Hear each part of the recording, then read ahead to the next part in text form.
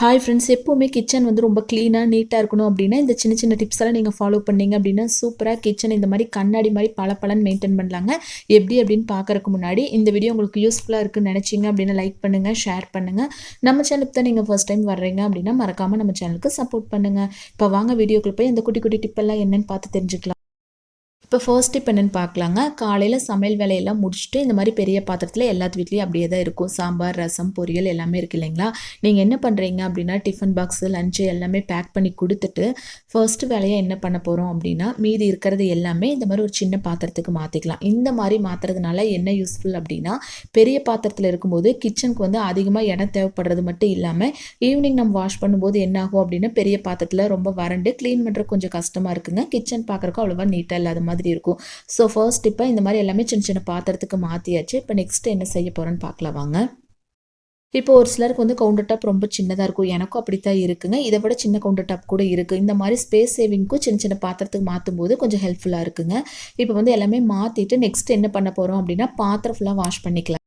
இப்போ ஒரு வீடியோவில் என்ன சொல்லியிருந்தேன் அப்படின்னா ஃபஸ்ட்டு வந்து எப்பவுமே ஸ்க்ரப்பர் அப்படியே டேரெக்டாக நம்ம வந்து சோப்பில் வச்சு தொட்டு இந்த மாதிரி தேய்ச்சோம் அப்படின்னா இப்போ டீ குடிச்ச டம்ளர் இருக்கும். அதே சமயம் பிளேட்ஸ் எல்லாமே சாம்பார்லாம் அங்கங்கே ஒட்டிகிட்டு இருக்கு இல்லைங்களா. ஸ்க்ரப்பரும் பேட் ஸ்மெல் வரக்கு வாய்ப்பு இருக்குது. அதனால் என்ன பண்ணலாம் அப்படின்னா தண்ணியில் ஒரு டைம் எல்லாமே அலாசி எடுத்துட்டு அதுக்கப்புறம் வந்து இந்த மாதிரி ஸ்க்ரப்பர் வச்சு தேய்ச்சிங்க அப்படின்னா ஈஸியாக க்ளீன் பண்ணிக்கலாங்க.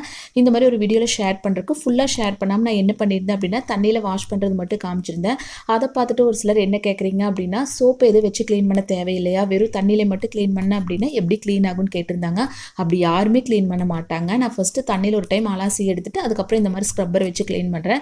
அதனால தான் இந்த வீடியோவில் வந்து ஃபுல்லாகவே ஷேர் பண்ணியிருக்கேன் பாருங்கள். எப்போவுமே இந்த மாதிரி தண்ணியில் ஒரு டைம் அலாசி எடுத்துட்டு அதுக்கப்புறம் இந்த மாதிரி சோப் வச்சு க்ளீன் பண்ணோம் அப்படின்னா பாத்திரங்கள் வரது வந்து அவ்வளோவா டயர்ட் இல்லாமல் இருக்குங்க. நம்ம க்ளீன் பண்ணுறதுக்கு ஈஸியாக இருக்கும். இந்த மாதிரி க்ளீன் பண்ணால் கூட ஸ்க்ரப்பரெல்லாம் லாஸ்ட்டாக என்ன பண்ணணும் அப்படிங்கிற ஒரு டிப் ஷேர் பண்ணியிருக்கேன். ஃபஸ்ட்டு இந்த மாதிரி பாத்திரமெல்லாம் வாஷ் பண்ணி எடுத்து தண்ணியெல்லாம் ஃபுல்லாக வடிச்சிட்டு இந்த மாதிரி எல்லாமே எடுத்து வச்சுக்கலாங்க. இப்போ பாத்திரம் ஃபுல்லாக வாஷ் பண்ணியாச்சு. நெக்ஸ்ட் என்ன பண்ணலாம் அப்படின்னா கேஸ் ஸ்டவ் தொடச்சி விட்டுருலாங்க. டெய்லியுமே இந்த மாதிரி சோப்பு ஷாம்பு வச்சு க்ளீன் பண்ணணுங்கிறது கிடையாது. பட் ரொம்ப எண்ணெய் பிசுபிசுப்பாக இருக்கும் அப்படிங்கிறதுனால நான் வந்து இந்த மாதிரி லைட்டாக ஷாம்பு வச்சு க்ளீன் பண்ணியிருக்கேன். உங்களுக்கு இல்லை ரொம்ப எண்ணெய் பிசுபிசுப்பு இல்லை, எனக்கு க்ளீன் பண்ண டைம் இல்லை அப்படின்னா ஒரு டவலை தண்ணியில் நனைச்சிட்டு இந்த கேஸ் ஸ்டவ் மட்டும் ஒரு டைம் க்ளீன் பண்ணிக்கங்க. இல்லை கொஞ்சம் எண்ணெய் பிசுபிசுப்பாக இருக்குது அப்படிங்கிறவங்க என்ன மாதிரி இந்த மாதிரி சோப்போ விம்ஜெல்லோ எதை வச்சு கூட ஈஸியாக நீங்கள் க்ளீன் பண்ணிக்கலாம். இது தண்ணி ஊற்றி நம்ம கழுவி விட்டோம் அப்படின்னா கிச்சன் ஃபுல்லாகவே தண்ணி சிந்திட்டு இருக்குங்க. அதுக்காக என்ன பண்ணலாம் அப்படின்னா ஒரு துணி எடுத்து தண்ணியில் நனைச்சி நல்லா பிழிஞ்சு எடுத்துகிட்டு இந்த மாதிரி தொடச்சி எடுத்துட்டிங்க அப்படின்னா சூப்பராக இருக்குங்க. இதுக்கப்புறம் அப்படியே விட்டிங்க அப்படின்னா சோப்பு நுரை அங்கங்கே தெரிகிற மாதிரி இருக்கும். அதாவது காஞ்சதுக்கப்புறம் ஒரு ஒயிட் கலராட்டு திட்டு தெரிகிற மாதிரி இருக்குங்க. அதுக்கப்புறம் என்ன பண்ணலாம் அப்படின்னா ஒரு வரட்டவல் வச்சு ஃபுல்லாக இந்த மாதிரி தொடச்சி எடுத்துட்டிங்க அப்படின்னா பார்க்குறக்கு பாருங்கள் எவ்வளோ சூப்பராக இருக்குது அப்படின்னு. ஃபஸ்ட்டு பார்த்ததுக்கும் இப்போ பார்க்குறக்கும் நல்லா க்ளீனாக மெயின்டைன் பண்ணிக்கலாம் இந்த மாதிரி நீங்கள் செய்யும்போது. அதே மாதிரி மோஸ்ட்லி நான் எல்லா வீடியோவுமே ஷேர் பண்ணியிருப்பேன். என்ன அப்படின்னா கேஸ் ஸ்டவ் மட்டும் க்ளீன் பண்ணாமல் கீழேயும் இந்த மாதிரி கேஸ் ஸ்டவ் தூக்கிட்டு ஃபுல்லாக க்ளீன் பண்ணிட்டீங்க. நீங்கள் வந்து ஷாம்பு, சோப்பு, கம்ஃபோர்ட்டெல்லாம் வச்சு க்ளீன் பண்ணுங்கிறது கிடையாதுங்க. அந்த டவலை தண்ணியில் நனைச்சி எடுத்துருக்கீங்க இல்லைங்களா, ஒரு டைம் இந்த மாதிரி தொடச்சி விட்டுட்டீங்க அப்படின்னாவே சூப்பராக இருக்குங்க. டெய்லியுமே இந்த மாதிரி செய்யும்போது கிச்சன் வந்து நல்லா பளபளன்னு சூப்பராக இருக்கும். இப்போ வெயில் டைம் வேறு இல்லைங்களா, அதனால் எறும்பு தொல்லை கூட இல்லாமல் இருக்குங்க. ட்ரை பண்ணி பாருங்கள்.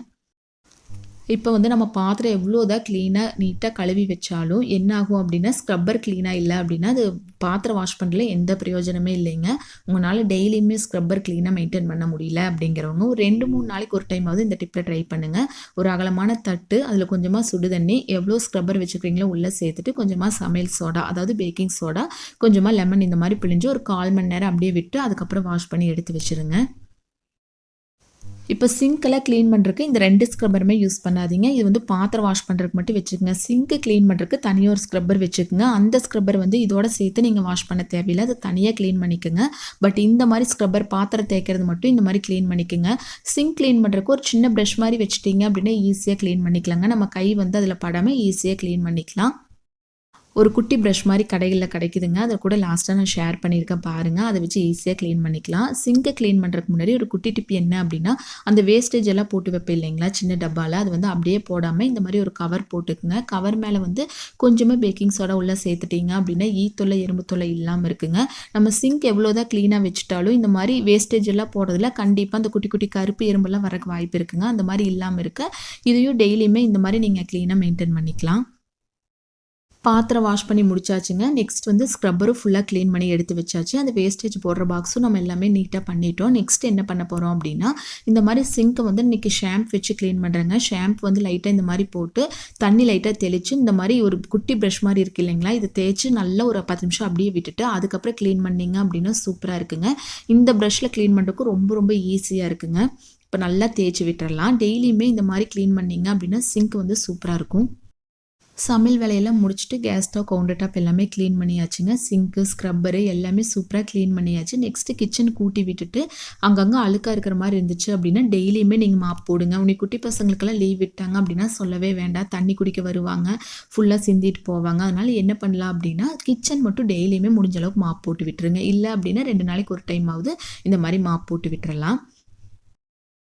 அவ்வளோதாங்க. இந்த மாதிரி குட்டி குட்டி வேலைகள் நீங்கள் செஞ்சு வச்சுட்டீங்க அப்படின்னா கிச்சன் பாருங்கள் பார்க்குறக்கு எவ்வளோ சூப்பராக இருக்குது அப்படின்னு. ஈவினிங் வந்து நீங்கள் கொஞ்சம் பாத்திரம் மட்டும் இருக்கும், பாத்திரமெல்லாம் வாஷ் பண்ணிவிட்டு நைட் டின்னர் ஈஸியாக ரெடி பண்ணிக்கலாங்க. கிச்சனுக்குள்ளே நம்ம என்ட்ரு ஆகும்போதே நல்லா வாசனை இருக்கிறக்காக இந்த மாதிரி கம்ப்யூட்டர் சாம்பிராணி நீங்கள் பற்ற வச்சுக்கலாம். இல்லை அப்படின்னா நல்லா வாசனை இருக்கிறக்காக ஒரு பவுலில் கொஞ்சமாக பேக்கிங் சோடா, கம்ஃபோர்ட் சேர்த்துட்டிங்க அப்படின்னா நல்லா என்ட்ரு ஆகும்போதே ஸ்மெல் நல்லாயிருக்கும். ட்ரை பண்ணி பாருங்கள்.